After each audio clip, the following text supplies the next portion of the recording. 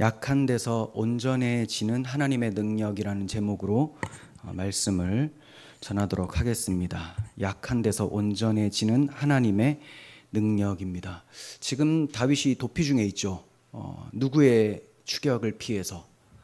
이스라엘의 왕 사울의 추격을 피해서 도피 중에 있습니다. 그런데 이 다윗의 도피 생활이 상당히 길어요. 한 10년이 됩니다. 총 10년 중에 분기별로 또 나눌 수가 있는데 세 분기로 나뉘어지게 돼요. 세 분기라고 하기에는 좀 그러네요. 3차에 나눠서 이동이 되어지고 사울의 박해가 시작이 되어지는데요. 1차는 다윗이 자기 집에서 자기 아내 미갈의 도움을 받아서 빠져나오는 것을 시작으로 합니다. 이게 19장에 나오거든요. 이 19장부터 22장까지가 1차인데요. 집에서부터 헤렛 수풀까지 고난기간, 박해기간입니다. 약 4년간 이렇게 도피 생활을 하게 돼요. 그리고 23장에서부터 26장까지는 2차 도피 생활인데요. 그일라에서 10광야까지 사울의 추격을 받게 됩니다. 이 2차도 약 4년간 도피 생활합니다. 학자들마다 조금씩 달라요. 어떤 분들은 3년, 2년 이 정도로 보기도 하는데 보통 이제 4년 이렇게 8년이 지나가 버린 거죠. 이제 3차에 들어가게 되는데 블레셋 땅 가드에서 헤브론까지. 이게 오늘 본문 27장에서부터 사무엘 하 2장 1절까지입니다. 이게 3차입니다. 3차. 그러니까 우리가 오늘 살펴볼 이 27장은 3차 도피 생활이 시작되는 그런 장인 거예요. 그러니까 총 도망자 신세가 10년이고 이 27장에서 사무엘하 2장 1절까지 이 3차 도피는 2년 동안 진행이 되는 겁니다. 그러니까 다윗이 지금 얼마나 많이 쫓기는 상황이에요. 8년 동안 쫓기고 있는 상황. 이게 8일 동안 쫓겨도 잠도 못 자고 힘들 텐데 8년을 쫓기고 있는 상황이에요. 이런 가운데 오늘 본문 27장이 시작이 되는데요. 본문이 시작되는 27장부터 29장까지는 다윗의 연약함이 너무나 적나라하게 드러나는 내용이 담겨져 있습니다. 성령께서 굳이 다윗의 이러한 연약함을 왜 우리에게 보여주시고 기록해 주시는 걸까요? 이것은 다윗뿐만이 아니라 모든 인간들이 하나님 앞에서 다 연약한 죄인일 뿐이다. 거듭난 신자라 하더라도 하나님의 은혜가 없으면 거듭나기는커녕 또 거듭나더라도 살아갈 수 있는 힘조차도 없다. 하나님 앞에서 거듭난 자답게 하나님의 영광을 위해서 사는 힘도 하나님의 은혜가 공급되어야지만 가능하다라는 것을 보여주고 있는 거예요. 다윗이 얼마나 믿음의 사람으로서 좋은 모습을 우리에게 보여주었습니까? 이러한 다윗도 여러 가지 혼란과 박해, 고난이 길어지자 이제 하나님의 은혜를 구하지 않고 자기 생각에 따라 행하는 그런 연약함을 보이게 됩니다. 그러니까 하나님의 은혜가 아니면 스스로 구원하거나 하나님 앞에 제대로 살아갈 수 있는 인간이 아무도 없다라는 것을 오늘 본문을 통해서 보여주고 있는 거예요. 그러니까 모든 그리스도인들은 시작할 때도 은혜로 시작하고 살아가는 것도 은혜로 살아가고 마쳐서 하나님 앞에 나아가 천국에서 예배하는 것도 은혜로 마치게 되는 겁니다. 이걸 다른 말로 표현하면 믿음으로 믿음에 이르게 되는 것이죠. 믿음으로 시작해서 믿음으로 살다가 마침내 천국의 믿음으로 들어가서 하나님께 밤낮 찬송하게 된다는 것입니다. 그러므로 오직 의인은 믿음으로 말미암아 살리라라고 말씀하고 계시는 거예요. 사울이 떠난 후에 다윗이 자기가 처한 상황을 곰곰이 생각하게 돼요. 하지만 안타깝게도 자기의 처한 상황은 곰곰이 생각을 했는데 하나님이 어떤 분인지 그리고 하나님이 자기에게 해주신 약속이 무엇이었는지 그리고 그 약속을 이루시기 위해서 지금까지 어떠한 하나님의 권능의 팔로 그를 보호해 주셨는지에 대한 묵상을 그쳐버렸습니다. 하나님에 대한 묵상을 그치니 이제 자기 생각만 남은 거예요. 눈에 보이는 현실이 진짜 현실이 돼버린 거예요. 믿음의 사람은 하나님의 약속이 현실인데 이 약속을 잊어버리고 하나님을 마음 두기를 그쳐버리니까 이제 눈에 보이는 것이 현실이 되어지고 크게 느껴지고 자기의 어리석은 생각을 동원하기 시작하는 거예요. 힘든 상황이 오래 지속되면 불신앙에 빠질 위험이 커집니다. 그때 우리는 우리가 받았던 은혜를 잊고 최악의 상황에 이를 것을 두려워하기 시작하게 됩니다. 하나님 묵상하기를 그치는 것은 불신앙으로 가는 가장 빠른 방법이라는 것을 명심하셔야 되는 거예요. 우리 그리스도인들은 믿음으로 승리했을 때 그 직후를 특별히 조심해야 됩니다. 다윗은 지금 믿음으로 승리한 직후예요. 2번이나 사울을 죽일 수 있었는데 놓아주었죠. 그러면서 자기가 하나님의 말씀을 붙잡고 하나님께 순종을 했다라는 것을 사람들에게 나타내 보여주었어요. 그리고 다윗의 도덕성이 너무나 뛰어나다라는 것도 사울에게 보여주었죠. 자, 이렇게 믿음의 승리를 한 직후가 마귀가 틈탈 수 있는 아주 절호의 기회입니다. 이런 성공이 있은 후에 우리가 하나님의 은혜였습니다라고 고백을 하더라도 입술만의 고백이 아니라 내 온 마음이 정말로 겸손케 되어서 하나님의 은혜를 지속적으로 사모하고 구해야 된다는 것을 우리는 기억을 해야 돼요. 그렇지 않으면 사탄이 틈을 타서 교만의 씨앗을 뿌리고 갑니다. 그럼 그 씨앗이 시간이 지나면 싹트게 되겠죠. 그렇게 되면 처음에는 오직 하나님의 은혜입니다 라고 했다가 교만이 찾아오거든요. 다윗 같은 경우도 내가 저 사람을 죽일 수 있었는데 용서해줬다. 나의 도덕성. 처음에는 오직 하나님의 은혜라고 하죠. 시간이 지날수록 하나님 묵상하기를 그치고 환경이 계속 어려워지는 상황들이 펼쳐지고 그러면 하나님은 보이지 않고 자기 생각에 가득 차게 되고 내가 이렇게 했는데 이렇게 나아가게 돼요. 그러면 이제 어떻게 되느냐? 하나님이 은혜를 베풀어 주셨지만 내가 지혜롭게 행하고 순종한 결과로서 사울이 떠나갔다. 이렇게 생각하게 돼요. 그렇게 되면 은혜 반, 자기 행위, 자기의 반이 되죠. 반반신앙. 이 반반신앙으로 머물러 있으면 좀 더 낫겠다 싶을 정도로 이게 어디까지 가냐면 반반이 곧 나머지 반까지 잡아먹게 되는 거예요. 온전히 자기 의로 변하는 데까지 시간이 그리 길게 소모되지 않습니다. 승리 후에 결국 자기 자신을 주목하게 되는 위험에 빠지게 될 수가 있어요. 다윗이 그러했습니다. 다윗의 마음에는 이미 하나님에 대한 생각과 말씀이 희미해진 상태가 되어버렸어요. 그리고 자신의 상황을 생각하다 보니까 아무것도 변한 게 없는 거예요. 여전히 이스라엘의 왕은 사울이고 저 사울이란 사람은 변덕이 죽 끓듯이 한다는 것을 너무나 잘 알고 있기 때문에 지금 자기가 잘못했다고 용서를 구하고 나갔지만 또 찾아올 거라는 생각을 가지고 있는 거죠. 그러니까 자기는 여전히 도망자 신세, 적대자 사울은 여전히 왕, 권세를 가지고 있는 사람이라는 거예요. 이게 8년이 지속됐으니 얼마나 마음이 힘들고 괴롭겠습니까? 그렇게 해서 결국은 어리석은 생각과 판단을 하게 되어 앞으로 더욱 위험에 처하게 되는 거예요. 그가 어떻게 행하게 되었는지, 그리고 하나님은 또 어떻게 그러한 모습들 가운데서 섭리를 베풀어 주시는지 좀 살펴보고자 합니다. 1절과 2절을 봅니다. 다윗이 그 마음에 생각하기를 내가 후일에는 사울의 손에 붙잡히리니 블레셋 사람들의 땅으로 피하여 들어가는 것이 좋으리라. 사울이 이스라엘 온 영토 내에서 다시 나를 찾다가 단념하리니, 자기 생각이죠. 내가 그의 손에서 벗어나리라 하고 다윗이 일어나 함께 있는 사람 600명과 더불어 가드왕 마옥의 아들 아기스에게로 건너가니라. 네. 또다시 블레셋으로 피한 거죠. 또다시. 전에도 다윗이 사울을 피해서 블레셋으로 피했어요. 그때 몰래 들어갔습니다. 그런데 딱 걸린 거예요. 사람들이 다시라고 저놈 저 가만히 놔두면 안 된다라고 하니까 다윗이 위기감을 느껴서 어떤 짓을 했습니까?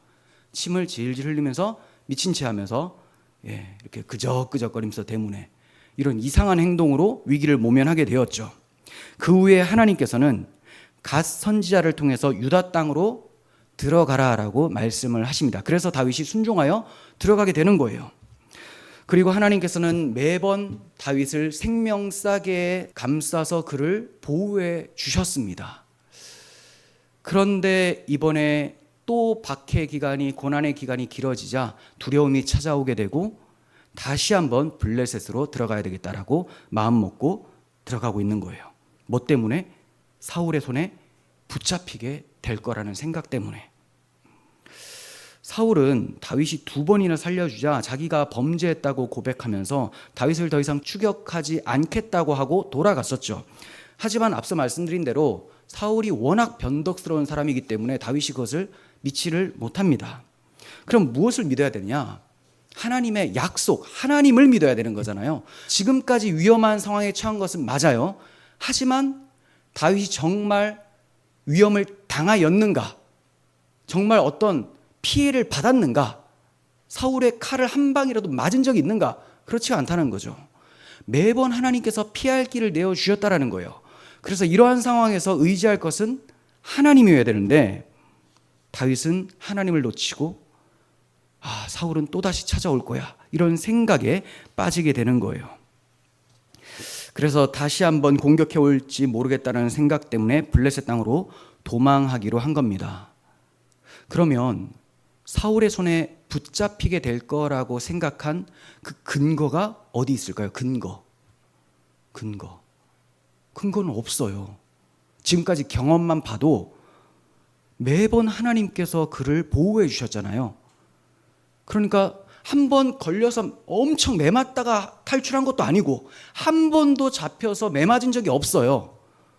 그런데 경험적으로 봐도 사울에게 붙잡힐 거라는 생각은 근거가 없는 거죠. 그리고 언약적으로도 근거가 없습니다. 하나님께서는 다윗을 왕으로 세워주시기로 하셨어요. 그래서 사무엘을 통해서 그에게 기름을 부어주셨습니다. 그러니 반드시 하나님이 왕으로 세워주실 것인데 사울에게 잡혀서 죽는다라는 것이 말이 됩니까? 하나님의 약속, 하나님의 뜻보다 사울이 더 강하다라는 거예요? 그렇지가 않죠. 그러니까 언약적으로도 그리고 경험적으로도 도무지 사울의 손에서 붙잡힐 거라는 생각이 미칠 수가 없는 것인데 다윗이 그런 생각에 빠져 있다라는 거예요.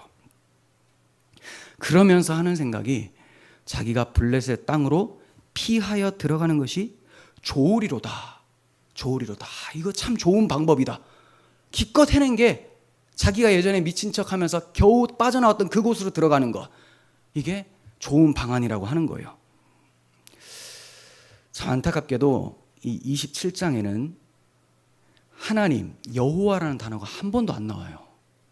지금까지 다윗이 얼마나 여호와 하나님을 많이 불렀습니까? 여호와의 이름으로 맹세하고 여호와 앞에서 요나단과 언약하고 늘 여호와 하나님께 기도했던 사람 아니에요? 그런데 이제는 여호와를 찾지도 않고 여호와께 묻지도 않고 여호와께서 지금까지 행해 주신 일을 묵상하지도 않는 그런 상태가 되어버렸어요.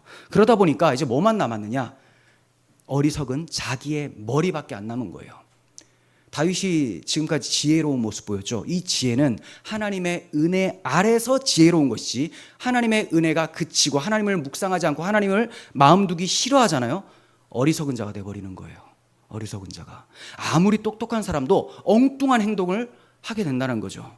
그래서 결국 자기 생각으로 판단하고 결정을 하게 돼요. 블레셋으로 도망하자. 블레셋이 어떤 땅이에요? 이스라엘과 적대국이죠. 적대국. 자기가 때려 눕혔었던 그 골리앗의 나라가 블레셋이잖아요. 특별히 지금 가드로 피했는데 블레셋의 가드라는 곳으로 피했는데 골리앗이 가드 사람입니다. 자기 얼마 전에 이겼는데 이제 그곳으로 피하고 있는 모습. 그리고 얼마 전까지 미친 채 하다가 쫓겨났던 곳이고 그리로 가면 약속의 땅을 떠나게 되는 것이죠. 가면 안 되는 거예요. 하나님은 가나안 땅을 주시기로 하셨어요. 다윗에게 이 가나안 땅, 약속의 땅, 이스라엘 영토 여기에서 왕이 되라고 하셨지 블레셋에 가서 블레셋 땅 거기에서 왕이 되라고 하신 게 아닙니다. 물론 블레셋도 이스라엘의 영토가 되어야 될 땅이에요. 그런데 지금 그가 자기 영토를 만들기 위해서 가는 게 아니고 자기가 받은 땅을 버리고 이방 땅으로 가고 있는 것이죠. 정복해야 될 땅으로 가는 거예요. 말이 안 되는 겁니다. 이제 곧 사울의 시대는 끝날 것이고 하나님께서 계획하신 대로 다윗은 왕으로 등극할 것이 얼마 남지 않은 시기입니다. 다윗의 시련은 이제 거의 막바지에 다다랐어요. 그러나 다윗은 실패합니다.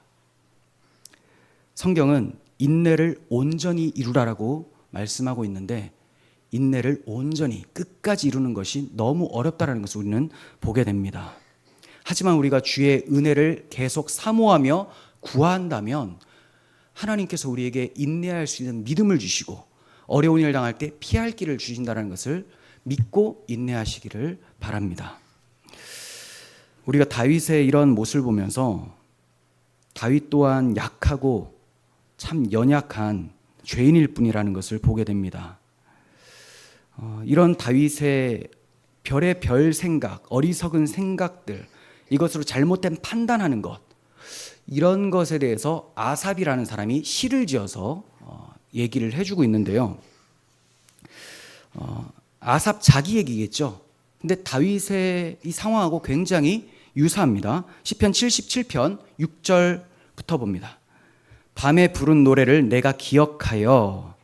그러니까 밤에 부른 노래라고 하니까 뭐 마치 괜찮은 것 같지만 그냥 한탄하는 거예요. 그게 뭐냐? 내 심령으로, 내가 내 마음으로 간구하기를 주께서 영원히 버리실까? 다시는 은혜를 베풀지 아니하실까? 그의 인자하심은 영원히 끝났는가? 그의 약속하심도 영구히 패하였는가? 하나님이 그가 베푸실 은혜를 잊으셨는가? 노하심으로 그가 베푸실 긍휼을 그치셨는가 하였나이다. 그러니까 밤 되면 사람들이 좀 감성적이 되잖아요.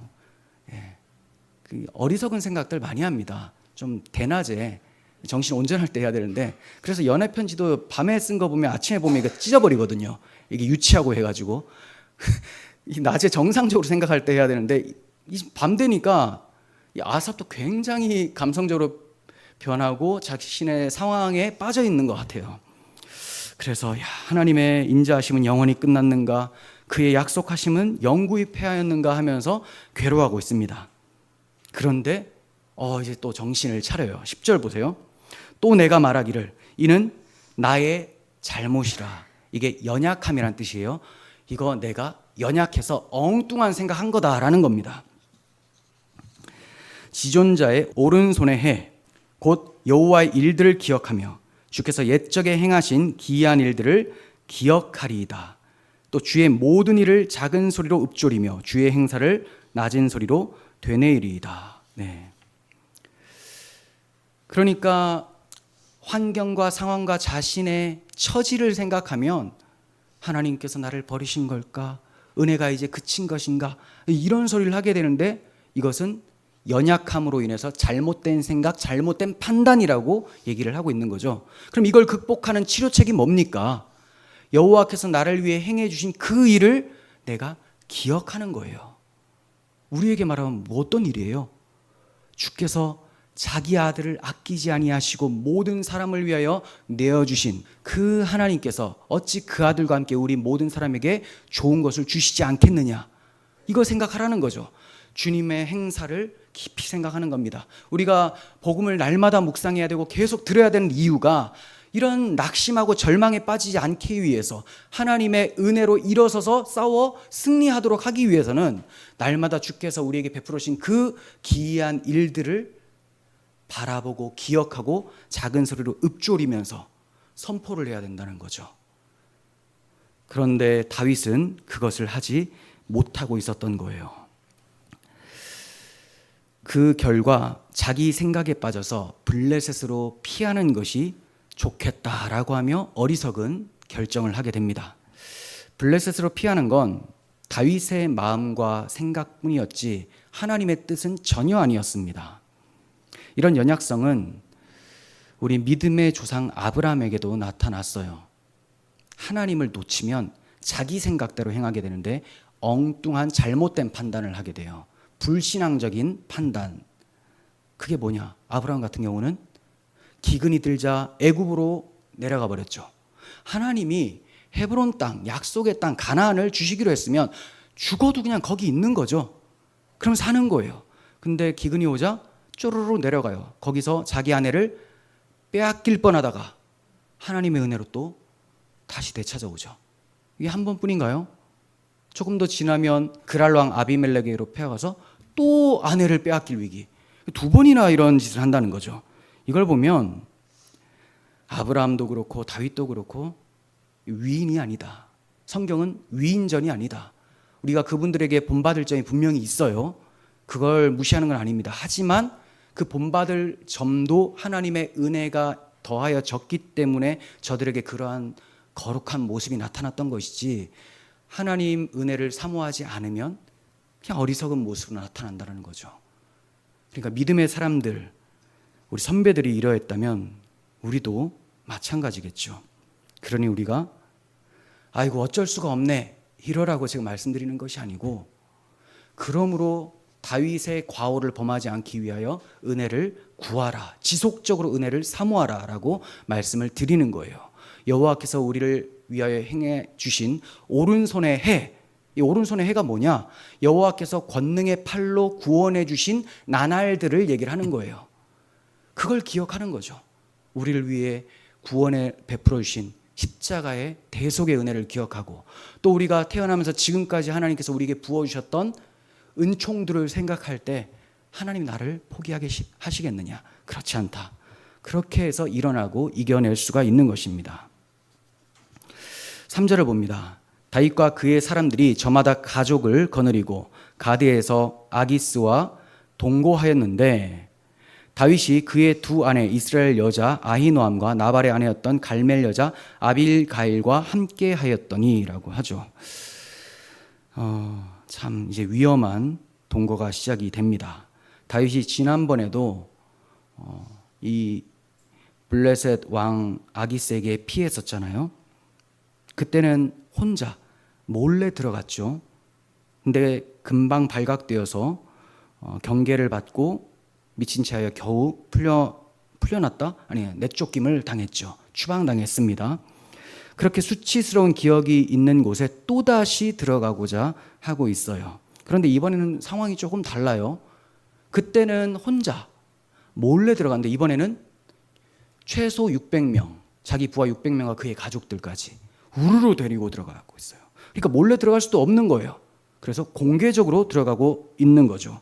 그리고 이번에는 아기스가 다윗을 문전박대하지 않습니다. 이전에는 다윗 저거 어떻게 저런 놈을 데려왔냐면서 쫓아냈잖아요. 이번에는 너무 기뻐하면서 영접하는 모습을 보이고 있다. 보였을 것을 확신합니다. 네, 성경에는 없으니까. 자, 왜 그러냐? 먼저 아기스가 다윗이 사울에게 쫓기고 있고 원수가 되어버렸다는 것을 알고 있습니다. 그러니까 사울과 원수니까 이곳으로 왔으니 이제는 계속해서 원수지간으로 갈등이 있겠구나. 그러면 이 많은 600명의 부하들, 이거 내 수중으로 넣으면 우리가 이스라엘을 견제하는데 훨씬 도움이 되겠구나 해서 좋아하는 거죠. 이전에는 다윗이 막 미친 지 아니까 뭐 저런 여기 블레셋에 미친 사람이 없어서 저거 하나 더 하고 있는 거냐 이렇게 생각을 했는데, 이번에는 아이고 고생 많으셨습니다 하면서 들어오라는 거예요. 그럼 뭐예요? 병력, 다윗의 병력을 이제 원하는 거죠. 다윗이 자기의 장수 골리앗까지 때려 눕혔으니 다윗 한 명도 일당백인데 600명을 데리고 왔으니 얼마나 대단합니까? 그래서 이스라엘을 견제하려고 다윗을 영접한 것이 확실해 보입니다. 우리는 다윗이 불신앙으로 인해서 얼마나 위험한 상황에 빠지게 되었는지를 알아야 됩니다. 첫 번째, 다윗이 하나님의 대적들 편에 서게 돼요. 하나님의 나라 쪽에 서는 게 아니라 대적들 편에. 전에 골리앗을 죽인 그가 골리앗의 나라를 피난처로 삼아서 도망가게 돼버리죠. 그리고 전에 이스라엘 장군이었던 자가 이제 블레셋 왕 아기스의 종처럼 부하로 들어가게 됩니다. 그래서 28장 2절에는 내가 너를 영원히 내 머리 지키는 자로 삼으리라 라고 아기스가 얘기를 해요. 아기스가 보니까 이 다윗이 너무 충성스럽게 잘할 것 같은 거예요. 넌 영원히 내 부하야. 이스라엘의 왕이 되어야 될 사람이, 그리고 골리앗까지 때려눕힌 장수가 이 아기스의 영원한 부하가 될 수 있는 그런 위험에 처해진 거죠. 만약 우리가 하나님을 불신한다면 하나님의 대적을 돕는 일에 가담하게 됩니다. 중립이라는 건 없다고 했죠. 하나님을 불신하면 어느샌가 하나님을 대적하는 자리에 서 있게 되는 거예요. 우리에게는 믿음의 인내가 필요해요. 믿음의 인내. 히브리서 기자도 이 점을 말씀을 합니다. 보세요. 너희에게 인내가 필요함은 너희가 하나님의 뜻을 행한 후에 약속하신 것을 받기 위함이라. 잠깐 후면 오실 이가 오시리니 지체하지 아니하시리라. 나의 의인은 믿음으로 말미암아 살리라. 또한 뒤로 물러가면 내 마음이 그를 기뻐하지 아니하리라 하셨느니라. 우리는 뒤로 물러가 멸망할 자가 아니요 오직 영혼을 구원함에 이르는 믿음을 가진 자니라. 왜 인내가 필요하다고 합니까? 약속하신 것을 받기 위해서, 구원을 온전히 얻기 위해서죠. 주님께서 곧 오신다고 해요. 지체하지 않을 거다. 그러니 곧 오시리라는 것을 믿고 인내하며 믿음으로 살아라 라고 얘기를 하고 있어요. 그러면서 뒤로 물러가면 하나님께서 기뻐하지 않으신다라고 해요. 믿음으로 살아라 라고 하고 오직 의인은 믿음으로 살리라 라고 하고 뒤로 물러가면 하나님이 기뻐하지 않으신다. 이건 뭐예요? 믿음을 버리면, 불신앙으로 행하면 하나님이 기뻐하지 않으시는 죄를 범하게 된다는 것을 보여주고 있는 거예요. 다윗도 마찬가지예요. 믿음으로 행할 때는 죽을 위기 속에서도 계속해서 살아남으면서 오히려 살아남는 정도가 아니라 이 사울을 용서해주는 그런 위치까지 서게 되었어요. 그런데 믿음을 버리니, 불신앙에 빠지니 고난이 찾아오게 되고 죄를 범하게 되죠. 우리는 그리스도인들은 뒤로 물러가서 멸망할 자가 아니라 오직 영혼을 구원함에 이르는 믿음을 가진 자라고 합니다. 이 믿음은 끝까지 인내하는 믿음이에요. 끝까지 인내를 하시길 바랍니다. 주님께서는 끝까지 견디는 자는 구원을 받으리라 라고 말씀하셨어요. 자, 다윗의 불신앙으로 인해서 또 위험한 상황에 처하게 된 것 두 번째가 이제 하나님의 군대 그리고 자기가 장차 다스려야 될 백성들과 맞서 싸워야 되는 상황이 되어버립니다. 28장 1절을 보세요. 그때 블레셋 사람들이 이스라엘과 싸우려고 군대를 모집한지라 아기스가 다윗에게 이르되 너는 발키알라 너와 내 사람들이 나와 함께 나가서 군대에 참가할 것이라. 네, 이스라엘과 싸우려고 아기스가 블레셋 사람들을 모집하는데 다윗과 그 부하들도 빨리 오라는 거예요. 네, 참 큰일 났습니다. 이제 자기가 목숨 걸고 다스리고 사랑으로 통치해야 될 자기 백성을 자기 손으로 죽일 수 있는 그런 상황에 처하게 되는 거죠. 불신앙은 모든 죄들의 근원이라고 할 수가 있어요. 불신앙은 타락한 아담의 성향이기 때문에 여전히 구원받은 우리들에게도 남아 있어요. 우리 육체가 아직까지 죽지 않았기 때문에 이 성향은 계속해서 우리를 따라다니면서 믿음으로 행하냐 의심으로 행하느냐, 이게 두 개가 충돌되고 있습니다. 의심으로 행하면 불신앙으로서 자기 생각에 빠지게 되고 어리석은 결정을 하고 그래도 이게 좋은 방안이구나 라고 생각해서 가는데 더 큰 위험에 빠지게 된다는 거죠. 그러니까 우리는 아담의 성향이 우리 원죄로서 우리에게 여전히 남아있기 때문에 우리 힘으로, 우리 의지로 이런 불신앙을 극복할 수가 없습니다. 오직 은혜로만 가능해요. 하나님의 은혜를 간절히 사모하는 믿음으로만 가능합니다. 그러므로 우리는 하나님께 구해야 됩니다. 내가 믿나이다. 나의 믿음 없는 것을 도와주시옵소서. 네. 제가 믿습니다. 나의 믿음 없음을 도와주시옵소서. 이 두 개 충돌되는 것 같잖아요. 믿는다고 해놓고 뭘 믿음 없다고 합니까? 믿는다라는, 내가 믿습니다라는 것은 내 의지로 하나님께 고백하는 거예요. 하나님, 제가 믿습니다. 그러나 내 믿음이 연약하니 붙잡아 주시옵소서. 내 고백한 대로 내가 끝까지 주님을 의지하도록 도와주시옵소서. 그것이 바로 내가 믿나이다. 나의 믿음 없음을 도와주시옵소서라고 하는 것이죠. 4절 보십시오. 다윗이 가드에 도망한 것을 어떤 사람이 사울에게 전하매 사울이 다시는 그를 수색하지 아니하니라 라고 합니다. 네, 사울이 수색을 멈춘 거는 가드가 블레셋, 이스라엘의 적대국이었기 때문에 괜히 쫓아갔다가 싸움이 벌어지게 되죠. 그래서 멈춘 것이라고 할 수가 있고, 또 하나는 이제 그토록 자기 왕위를 노리고 있다고 생각을 했었는데 다윗이 가버렸으니 자기 왕위가 안전할 거다라고 생각해서 수색을 멈춘 거죠. 그런데 이것이 하나님의 도움일까요? 육에 속한 사람들이 보면 정말 다윗의 생각대로 사울이 더 이상 쫓지 않았잖아요. 야, 이거 통했네. 그러면서 하나님이 날 도우셨다. 이렇게 생각할 거예요. 이게 정말 하나님의 도우심입니까? 다윗이 정말 현명하게 생각한 건가요?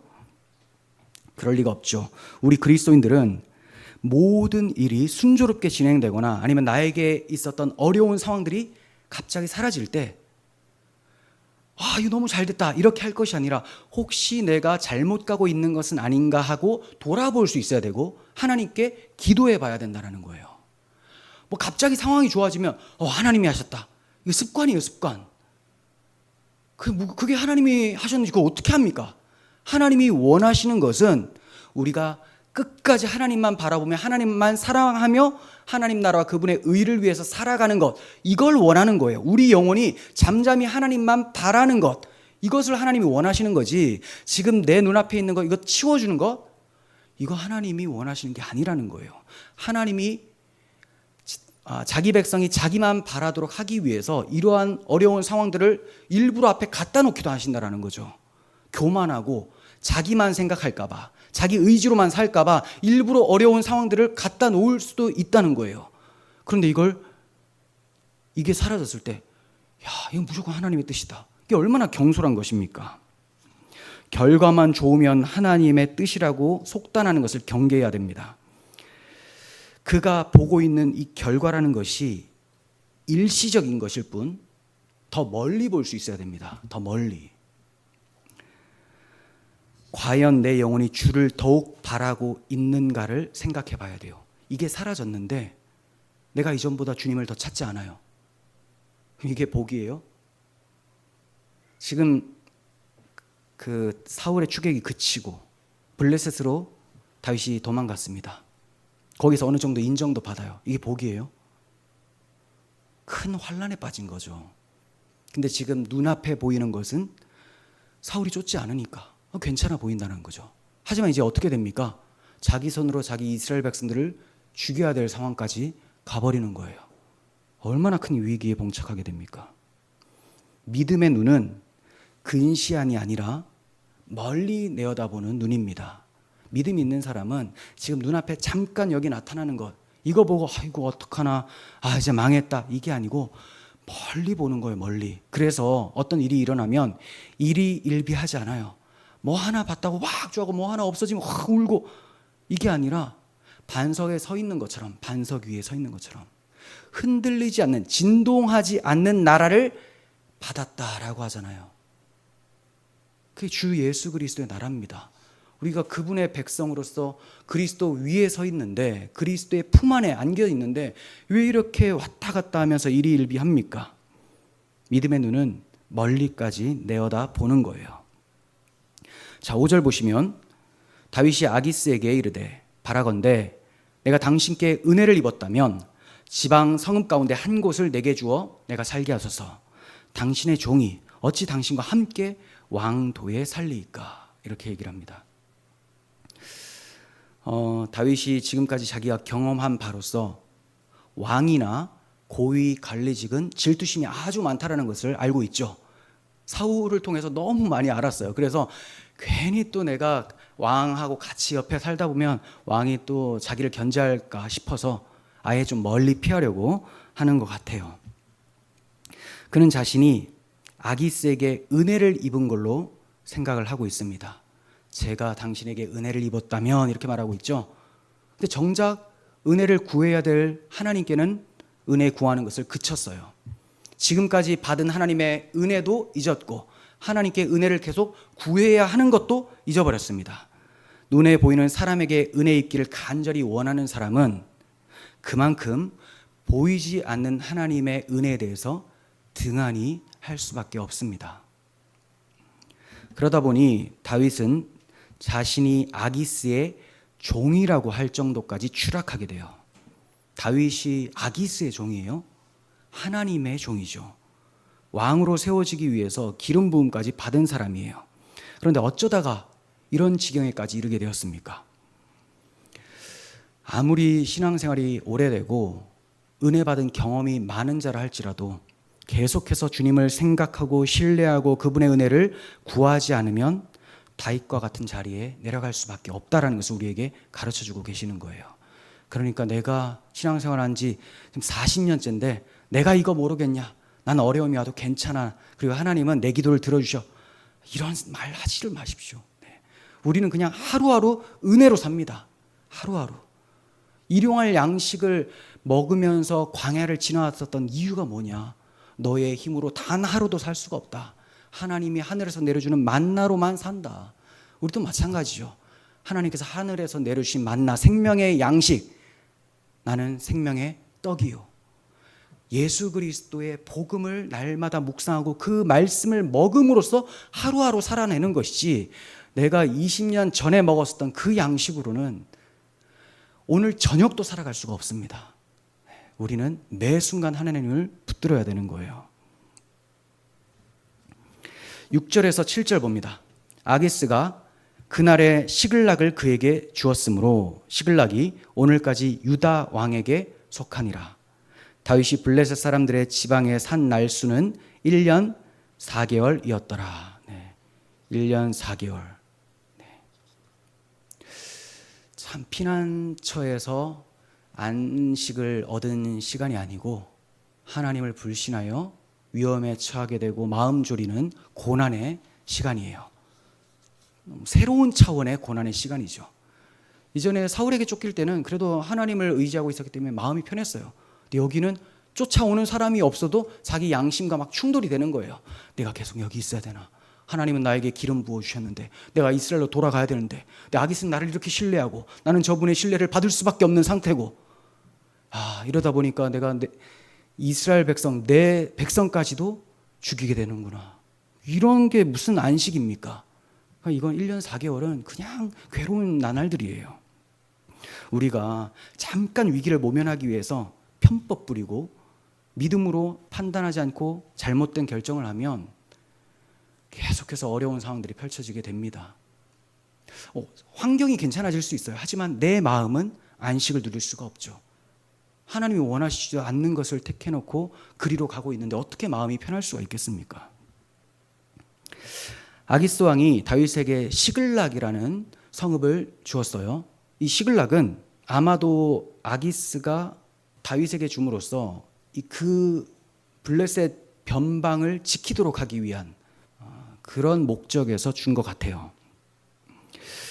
다윗이나 아기스나 각자 자기 나름대로 머리를 써서 행하고 있는 거죠. 다윗은 내가 이 왕에게 좀 멀리 떨어져서 내가 이제 원하는 대로 이곳에서 좀 안식을 누리겠다라고 생각했던 것이고, 아기스는 그곳을 줘서 좀 지키게 하라고 그렇게 주고, 각자 나름대로 머리를 쓰고 있지만 결국 하나님의 뜻만이 이루어지는 거예요. 그들의 뜻 아무것도 아닙니다.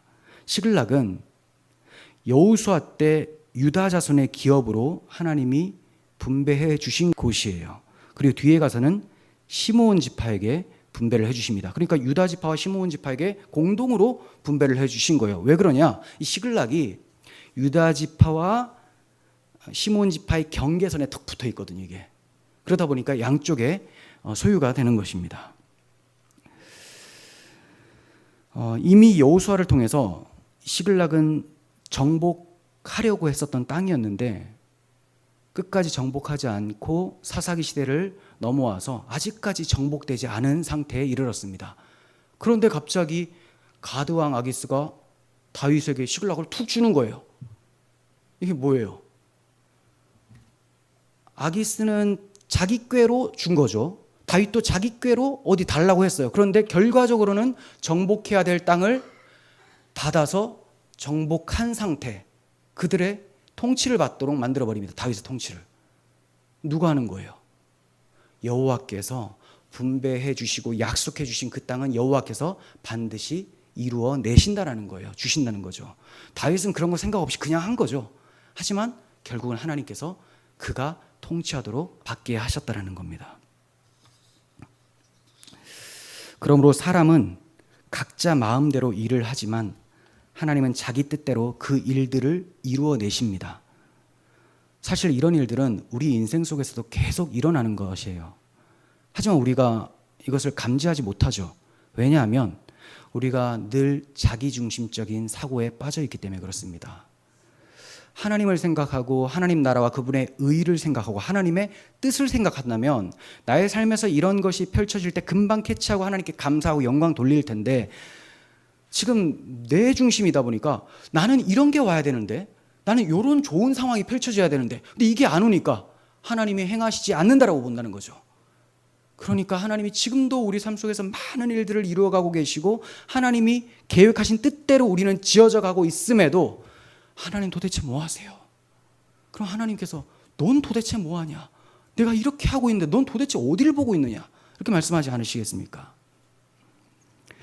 8절에서 9절, 다윗과 그의 사람들이 올라가서 구슬 사람과 기르스 사람과 아말렉 사람을 침노하였으니 그들은 옛적부터 술과 애굽 땅으로 지나는 지방의 주민이라. 다윗이 그 땅을 쳐서 남녀를 살려두지 아니하고 양과 소와 나귀와 낙타와 의복을 빼앗아 가지고 돌아와 아기스에게 이르매.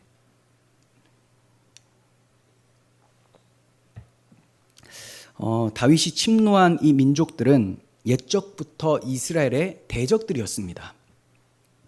다윗이 이들을 침노한 것은 그와 함께한 600명을 부양하기 위해서로 보여져요. 왜냐하면 이 19절 하반절 보시면 양과 소와 나귀와 낙타와 의복을 빼앗았다라고 하죠. 누구 주려고?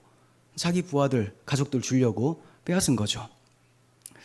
자, 10절, 12절, 아기스가 이르되 너희가 오늘은 누구를 침노하였느냐? 자, 그러니까 다윗은 지금 그술과 기르스와 아말렉 사람을 침노했죠. 그래서 다 약탈을 했어요. 그런데 아기스가 묻자 다윗이 유다 네겝과 여라무엘 사람의 네겝과 겐 사람의 네겝입니다. 이렇게 얘기를 해요.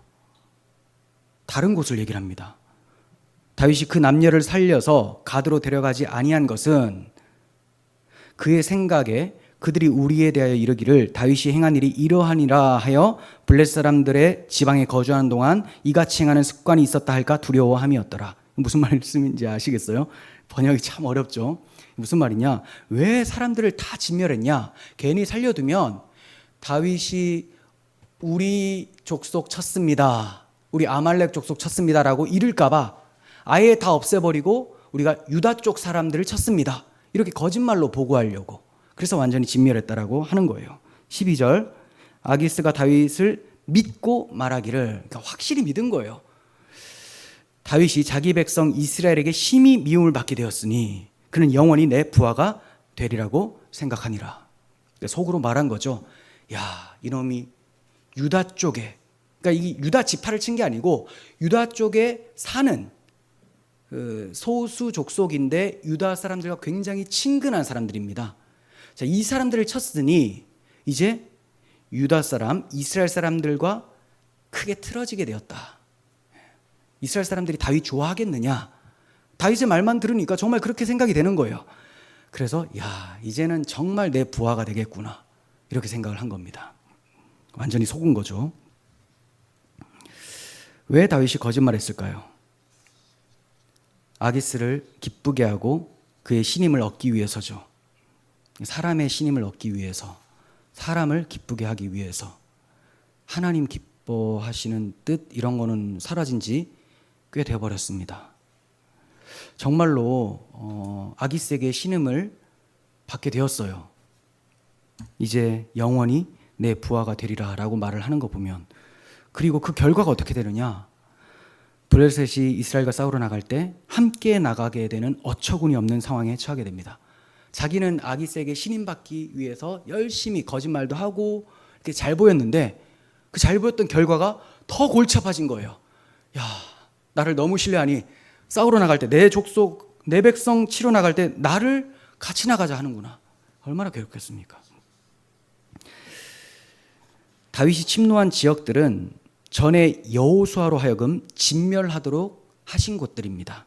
그러니까 이 지역들은 다 아브라함을 통해서 그의 자손들인 이스라엘 백성들에게 약속해 주신 땅이에요. 아까 쳤었던 그 땅들이. 그런데 여호수아 때 정복하지 못했고 사사기 지나서 아직까지 정복하지 못하고 있었죠. 근데 누가 쳐서 정복을 해요? 다윗이. 다윗은 그냥 자기 가족들 부양하려고 한 거예요. 근데 결국은 아브라함에게 주셨던 그 언약을 하나님이 이루어내고 계시죠. 다윗은 그냥 자기 좋을 대로 했는데 하나님은 그 가운데서도 섭리하셔서 당신의 뜻을 이루어가고 계셨던 것이죠. 이 지역들 중에 아말렉도 있었습니다. 아말렉도 다윗이 진멸했어요. 자, 이러한 것은 사울의 큰 범죄와 대조되죠. 사울의 큰 범죄는 아말렉 족속을 다 진멸하지 않고 그 왕 아각을 살려두고 자기가 볼 때 좋은 것들 다 남겨뒀기 때문에 하나님 말씀에 온전히 순종하지 않은 죄로 폐위가 되는 거 아닙니까? 근데 다윗은 완전히 진멸했다. 물론 하나님께 순종해서가 아니고 자기 살려고 했는데 결과적으로 하나님께서 그렇게 만들어 버리신 거예요. 출애굽한 이스라엘을 가장 먼저 공격한 족속들도 아말렉 족속이에요. 그래서 하나님께서는 모세에게 내가 아말렉을 천하에서 기억도 못하게 하겠다라고 말씀하셨어요. 그러니까 이스라엘 백성들은 빨리 들어가서 아말렉을 없애야 되는데 이들이 하다가 그냥 그만두는 거예요. 힘드니까. 근데 지금 그 일을 다윗을 통하여 성취하고 계신 거예요. 그것도 다윗이 불신앙 가운데 행할 때. 그러니까 내가 뭐 제대로 하지 않는다고 해서 하나님의 뜻이 이루어지지 않고 이런 건 아니에요. 정말 개떡 같은 나를 통해서도 하나님은 당신의 뜻을 이루어 가시는데 문제는 내가 그 하나님의 손길을 경험을 못하고 기쁨을 누리지를 못하는 거죠. 얼마나 비참해요. 하나님은 묵묵히 자기 일을 하고 가십니다. 근데 우리는 나 어떡하지? 신자인데도 여전히 자기의 인생을 자기가 경영하려고 하는 그 발버둥을 계속 치고 있는 거죠. 다윗은 다윗대로, 사울은 사울대로, 아기스는 아기스대로 각자 자기 생각대로 살아가지만 결국 아브라함과 모세를 통하여 주어진 말씀들이 이렇게 이루어지고 있는 모습이에요. 이 땅들은 하나님께서 아브라함에게 주시기로 약속하셨다고 말씀을 드렸죠. 이것은 아브라함에게 약속하셨던 메시아 언약의 일부입니다. 아브라함에게 약속하신 거 세 가지가 뭐였죠? 첫 번째, 자손을 주겠다. 그 자손을 통하여 복을 받게 하겠다. 천하 만민이. 세 번째, 그 자손이 태어날 땅을 주겠다. 그러니까 이 땅을 다 정복하면 이스라엘이 세워지게 되고 정복하게 되고 이제 여기에 그리스도께서 오시는 거죠. 근데 이 일을 하나님께서 1차적으로 다윗을 통하여 아브라함의 약속의 일부인 땅을 다 정복하게 하시는 거예요. 궁극적으로는 다윗의 자손 예수 그리스도를 통하여 하늘 가나안, 새 예루살렘, 천국으로 완성이 되는 거예요. 사람들은 각자 자기 소견에 옳은 대로 살아가지만 결국 세워지는 것은 하나님의 뜻입니다. 이사야 40장 6절에서 8절을 보시면 모든 육체는 풀이요 그의 모든 아름다움은 들의 꽃과 같으니 풀은 마르고 꽃은 시들문 여호와의 기운이 그 위에 불미라. 이 백성은 실로 풀이로다. 풀은 마르고 꽃은 시드나 우리 하나님의 말씀은 영원히 서리라 하라. 그렇습니다. 인생은 풀이고 인생들이 추구하는 아름다움은 들의 꽃과 같은 거죠. 아무것도 아닌 것입니다. 그러므로 영원히 서는 것은 하나님의 말씀뿐이에요. 그런데 그 하나님의 말씀이 구체적으로 무엇인지를 베드로 사도가 가르쳐 줍니다. 베드로전서 1장 23절. 너희가 거듭난 것은 썩어질 씨로 된 것이 아니요 썩지 아니할 씨로 된 것이니 살아있고 항상 있는 하나님의 말씀으로 되었느니라. 네, 우리가 거듭났다. 구원함을 받았다라는 거죠. 이게 무엇으로? 하나님의 말씀으로 되었다. 그러므로 모든 육체는 풀과 같고 그 모든 영광은 풀의 꽃과 같으니 이런 육체, 사람의 행위, 자기 의로는 구원함에 이를 수 없다. 거듭나는 거 말도 안 되는 소리다. 불가능, 끝이다. 다 사라진다는 거예요. 풀은 마르고 꽃은 떨어지나 오직 주의 말씀은 세세토록 있도다 하였으니 너희에게 전한 복음이 곧 이 말씀이니라. 복음이 하나님의 말씀이죠. 이 복음이 영원히 서게 되는 거예요. 하나님 말씀이 영영이 서리라 라고 한 것은 이 복음이 영원한 복음으로서 우리에게 영원히 천국에 이르게 하는 구원의 복음이다. 하나님이 당신의 이 복음을 영원히 이루어내시는 것입니다. 그러니까 아브라함의 언약을 1차적으로는 다윗을 통해서 이루게 하시는 것을 보여주시고 결국은 다윗의 자손을 통해서 궁극적으로 하나님 나라 그리고 그 백성 만드는 일을 그리스도를 통하여서 하신다라는 것, 이걸 보여주시기 위해서 다윗이 아말렉도 정복하고 저쪽 땅도 정복하고 이런 모습들이 나타나는 거죠. 이 복음이 하나님의 말씀이 우리를 거듭나게 해서 하나님 백성 되게 하셨어요. 그러므로 복음으로 시작된 우리의 인생 여정도 하나님이 하나님의 뜻대로 이뤄가고 계시는 중이고 또 마침내 기뻐하시는 모습으로 완성케 하실 거예요. 다윗도 그렇게 하나님의 뜻 안에서 세워져 가고 훈련되어져 가고 있는 거예요. 마침내 하나님이 기뻐하시는 성숙한 모습으로 자라가게 될 것입니다. 하지만 지금은 형편없는 모습을 보이고 있는 거죠. 성경이 다윗의 이러한 연약함을 보여주고 있는 것은 처음에 제가 말씀드린 대로 전적으로 하나님의 은혜고 우리는 무익한 인간일 뿐이다, 죄인일 뿐이다 라는 것을 드러내는 거예요. 이제 곧 다윗은 왕으로 세워질 거예요. 그때 자신의 이러한 연약한 모습을 기억함으로써 그는 교만하지 않고 겸손하게 하나님을 의지하며 하나님이 허락하신 나라를 다스릴 수 있게 되는 것입니다. 하나님께서 그것을 아시고 이러한 고난도 내버려 두시는 거죠. 그가 불신앙을 행하였을 때 그래 너 한번 혼나봐라. 이걸 통해서 네가 얼마나 무지하고 반역적이고 쓸모없는지를 알고 내가 나중에 너에게 맡기는 이 나라는 오직 나의 은혜로만 통치되는 나라라는 것을 알고 겸손하게 나에게 의지하며 살아가라. 이거 가르쳐 주시는 거예요. 그래서 다윗에게 이러한 모습이 일어날 때 이게 좋지 않은 모습이죠. 하지만 결국은 하나님의 선하신 섭리 가운데서 선을 이루어 가신다. 이것을 보실 수 있어야 됩니다. 그래서 제가 믿음의 눈은 멀리 볼 수 있어야 된다라고 말씀을 드린 거예요. 정말로 다윗은 훗날 왕위에 올라서 이렇게 고백을 합니다. 역대상 17장 16절. 다윗 왕이 여호와 앞에 들어가 앉아 이르되 여호와 하나님이여 나는 누구이오며 내 집은 무엇이기에 나에게 이에 이르게 하셨나이까. 하나님이여 주께서 이것을 오히려 작게 여기시고 또 종의 집에 대하여 먼 장래까지 말씀하셨사오니, 먼 장래, 종의 집에 대한 먼 장래는 자기 자손으로 구원자가 오실 것, 여기까지 말씀해 주시니 여호와 하나님이여 나를 존귀한 자들같이 여기셨나이다. 주께서 주의 종에게 베푸신 영예에 대하여 이 다윗이 다시 주께 무슨 말을 하오리이까. 주께서는 주의 종을 아시나이다. 자기 아무것도 아닌데 하나님이 다 아시지만 나에게 이러한 큰 은혜를 베풀어 주셨다. 너무나 겸손한 고백이죠. 이런 고백이 있을 수밖에 없었던 이유가 지금 27장에서 이렇게 이상한 짓을 하고 있으니 뭘 자랑하겠어요. 자기가 엄청나게 승승장구하고 믿음의 승리만 했다면 정말 왕이 돼서 엄청 교만을 했을 수 있어요. 야 이스라엘 백성들아 내가 하나님을 이렇게 믿었어, 너희도 이렇게 믿어라 하면서 막 엄청 뭐라고 할 거 아닙니까? 근데 자기가 불신앙의 모습을 이렇게 보였거든요. 그러니 백성들의 무지함을 봐도 긍휼의 마음이 나타나게 되는 것이고 또 하나님께 그들을 위해 기도하게 되는 것이고 그런 거죠. 목사도 마찬가지죠.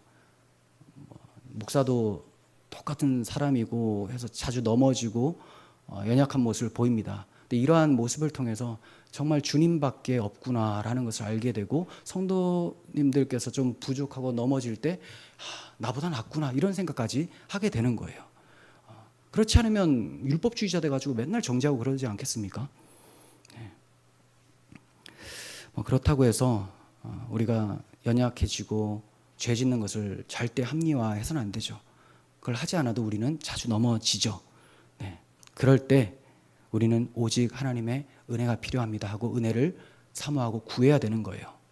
사도 바울도 자기가 사도로서 열심히 헌신했고 또 하나님께서 맡겨주신 사명을 잘 감당할 수 있었던 것이 자기의 능력이 아니라 오직 하나님의 은혜였다라고 고백을 했습니다.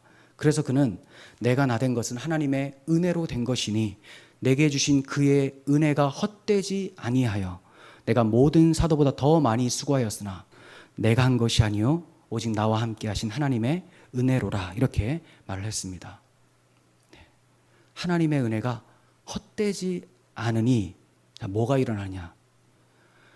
엄청 힘들게 사역을 많이 합니다. 우리는 하나님 은혜 베풀어 주세요, 은혜 베풀어 주세요 하잖아요. 은혜 받은 자는 사명이 생기기 때문에 그만큼 더 헌신해야 돼요. 그래서 하나님이 많은 고난의 자리로 내모시고 그 가운데서 전도하게 하시고 사람들 변화시켜 가시면서 하나님의 일들을 행하게 하시죠. 하나님의 은혜가 헛되지 않아서 많이 수고를 했는데, 그래서 내가 다른 모든 사도보다 더 많이 수고했어요. 그러면 자랑할 수도 있겠죠. 아니, 바울이 베드로까지 혼낸 사람이에요. 베드로가 무할례자들, 이방인들하고 함께 식사하다가 할례파들이 오니까 갑자기 이제 자기는 안 먹은 척하면서 그래가지고 바울이 엄청 뭐라고 했었거든요. 이 정도 수사도까지 혼낸 정도면 교만할 수가 있잖아요. 더 많이 수고했고 성경도 제일 많이 썼습니다. 그런데 내가 이렇게 더 많이 수고하였으나, 여기서 끝났으면 자기 자랑. 그런데 이것은 내가 한 것이 아니요 나와 함께 하신 하나님의 은혜입니다, 이렇게 얘기를 합니다. 왜냐? 자기가 아무것도 아니고 너무 연약하고 하나님의 은혜가 없으면 살 수 없다는 것을 너무 많이 경험했거든요.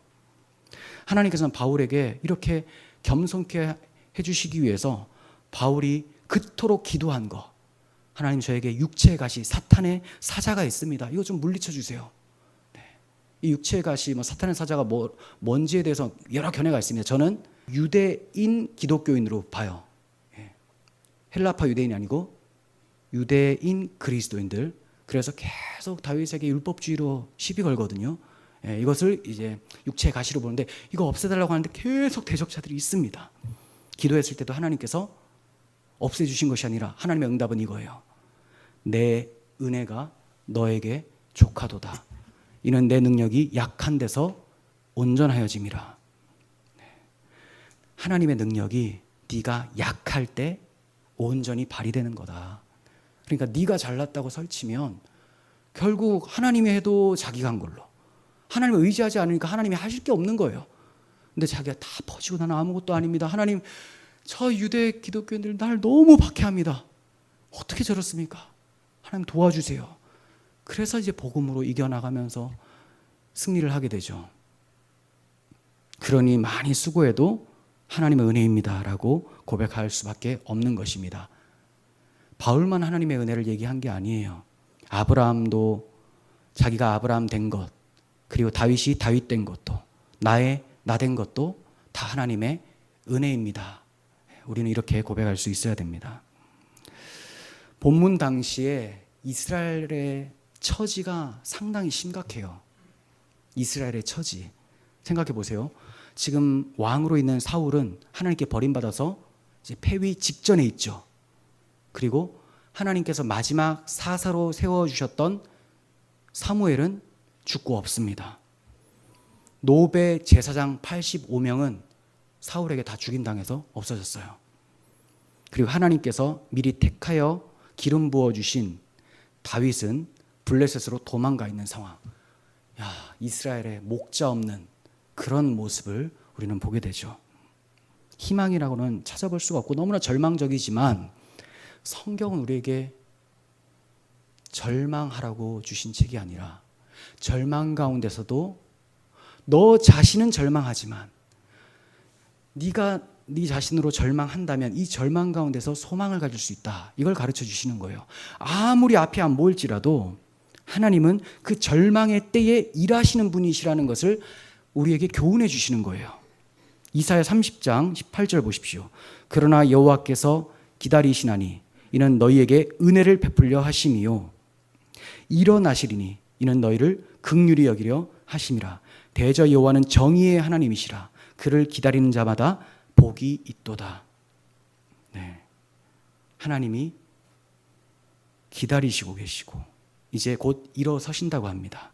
그러니 잠잠히 여호와를 기다리라. 기다리는 자에게 복이 있다라고 해요. 그래서 우리가 인내를 끝까지 온전히 이루어야 되고 끝까지 인내함으로 구원에 이르러야 되는 것이죠. 비록 27장에 하나님이란 단어를 찾을 수 없을지라도 우리가 낙심할 필요가 없습니다. 하나님께서는 때가 찬 경륜 가운데에 기다리고 계신 것이고 이제 자기 백성을 긍휼히 여기사 은혜 베푸시기 위해서 일어나실 때가 다가오고 있는 거예요. 머지않아 다윗이 메시아 왕국의 예표인 신정 왕국의 왕으로 올라가서 통일 왕국의 왕이 될 거예요. 하지만 이것은 다윗에게 그만한 자격과 능력이 있어서가 아니라 전적인 하나님의 은혜임을 우리에게 가르쳐 주고자 하시는 것이죠. 그래서 다윗의 연약함이 드러나고 있는 것입니다. 그러므로 우리는 이러한 27장의 다윗의 연약성을 보고 또 그 가운데 일하시는 하나님의 섭리와 또 하나님의 주권적 은혜 베푸심에 대해서 감사하면서 나의 나 된 것은 오직 하나님의 은혜입니다라고 고백할 수 있는 그런 성도가 되시기를 소원합니다. 기도하겠습니다. 하나님 아버지, 아무리 생각해 보아도 우리에게는 선한 것이 없습니다. 선한 것이 나온다면 주 예수께서 우리 가운데 찾아오셔서 성령의 풍성한 은혜를 베푸셨던 결과일 뿐이기에 우리가 성령의 열매라고 고백할 수밖에 없습니다. 주님, 주께서 베푸신 그 은혜로만 살게 하여 주시옵소서. 주께서 베풀으신 그 은혜를 기억하게 하시고 작은 소리로 읊조리며 어려운 상황도 극복하며 멀리 내어다보며 주께서 기다리시고 이제 일어나실 때가 되었음을 알고 믿음으로 주님 앞에 나아가 순종의 모습을 보이는 저희들이 되게 하여 주옵소서. 우리 구주 예수 그리스도의 이름으로 기도합니다. 아멘.